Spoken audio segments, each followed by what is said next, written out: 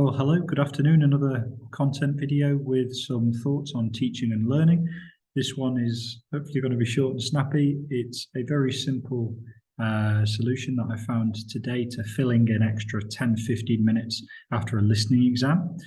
This seems a very specific context, but at least once a term, you're going to have a few lessons with your different classes where you're going to have done some pretty intensive listening work that's filled a lesson. Now, you've got two options from what I can see. You could have prepared something ahead of time so that you've got some extra listening work, some worksheets with lots and lots of listening to give to the class immediately after their listening exam. That might be a good idea. Certainly if you've got an amenable group of kids who understand that you explain what formative assessment is to them, they've got a good growth mindset, and they're up for the challenge. That might be a good idea. If that's not a good idea, or it just won't be appropriate with a particular class, an idea I do have is having the mark scheme available. And here you can see that we've got the listening exam. It's very straightforward.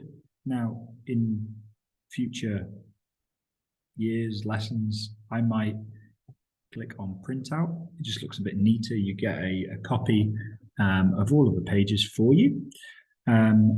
And then you can have separate listening tracks. The reason why I'm not going to swap in and out is because there's student names on this, and for safeguarding purposes, I hope you understand, I can't easily move in and out without you seeing details of the students. But you've got a link to the paper there.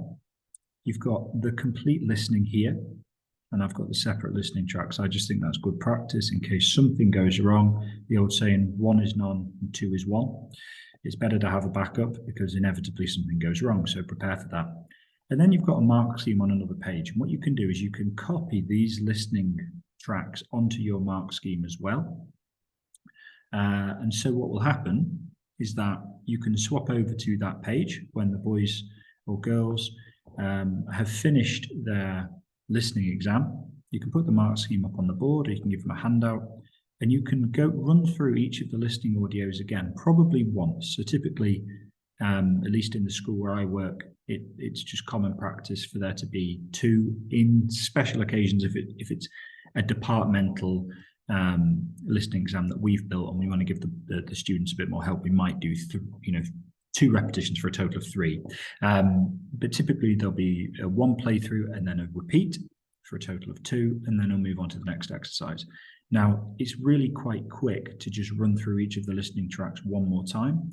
And you've got the mark scheme there, so the boys and girls can look at it and they're marking their partners, and it gives them an instant feedback, an instant result. And certainly my class, the boys in the class seem to love it today, that they got their results there and then. I was walking around, I've checked all the results, it's all good. They were very, very good, very accurate with their marking. All of the results were correct. So there really wasn't any disadvantage to it. And the boys got extra listening. And if you think about it purely from a statistical point of view, they got 1/3 more of the listening. You could even do this by giving them the transcripts for the third time that they're hearing the audio. And then on the 4th, they get the mark scheme.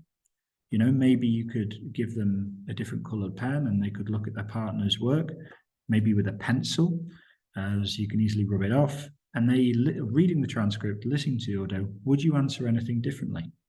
And it's just a way of getting more listening into a lesson. And yeah, it was just an epiphany for me that I realized actually if they listen to it again and they answer the marks and they answer, they've already answered the questions, but they've got the mark scheme to do some marking for their partner. Well, that's, if they've already listened to it twice and they listen to it one more time, that's 50% more listening practice. And I just wanted to share that with you as a quick and easy, very straightforward, very effective, very helpful, logical strategy for boosting listening, which will pay dividends in the mid and the long term, but also hopefully it will cut down on your marking. I appreciate some assessments you need to have the teacher do it, but in a kind of summative internal exam, get the students to do the marking for one another. They enjoy it, and it's a win-win for everyone. So, obviously you're still giving some feedback, and you've got oversight all the time. But I'd love to hear your thoughts on what you think about that. And other ways really to quickly and easily boost class listening time for modern foreign language subjects. So apologies if I'm rambling, a little bit tired, but I hope you can get the main message of what I'm saying. I hope you have a wonderful day, and I hope you continue to enjoy your teaching. Thanks very much. Bye-bye.